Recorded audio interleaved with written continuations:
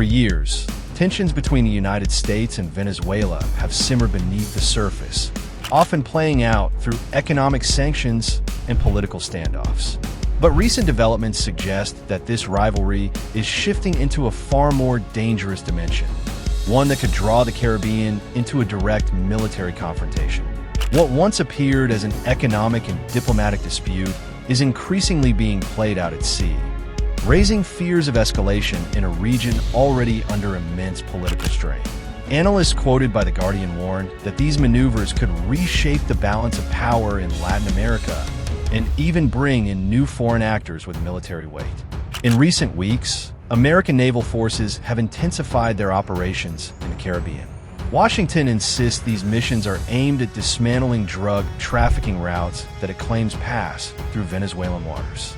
According to Reuters, one such mission destroyed a vessel allegedly carrying narcotics, leaving 3 men dead. President Donald Trump, now back in the White House, praised the strike in a social media post, describing the suspects as narco-terrorists and vowing that the United States will not allow criminal networks to threaten its security. Caracas, however, has fiercely rejected this narrative. President Nicolas Maduro accused Washington of carrying out an execution in cold blood, calling the operation a violation of sovereignty and international law. Venezuela's Defense Minister Vladimir Pedrino Lopez warned that any external aggression would be met with force. In a televised address reported by Al Jazeera, he stated that the U.S. is testing Venezuela's patience and trying to provoke a wider war in the region. For Caracas, this is not only about drug trafficking, it is about survival under unrelenting U.S. pressure. The confrontation comes against the backdrop of crippling American sanctions, which have slashed Venezuela's oil revenues and deepened the economic crisis. To resist isolation, the Maduro government has turned increasingly to military posturing. As noted by the BBC, Venezuela has invested heavily in Russian and Chinese weapons, including Su-30 fighter jets, S-300 missile systems, long-range radars, and heavy artillery. These assets, while not matching the global reach of U.S. forces, could complicate any American military campaign and raise the costs of intervention.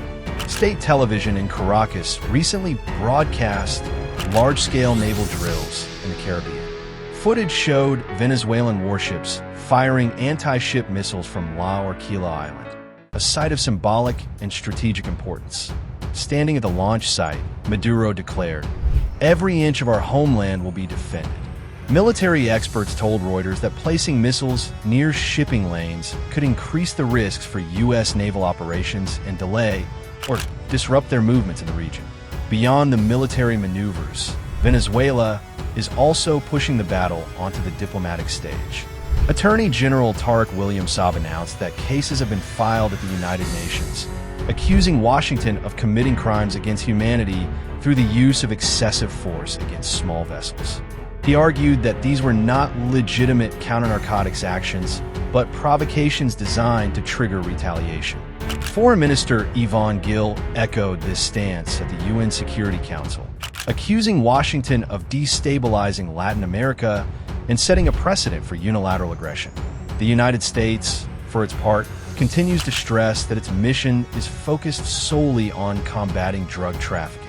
Pentagon officials confirmed that one of the largest naval deployments in recent years is now active in the Caribbean, including F-35 fighter jet stationed in Puerto Rico and a nuclear-powered submarine on standby.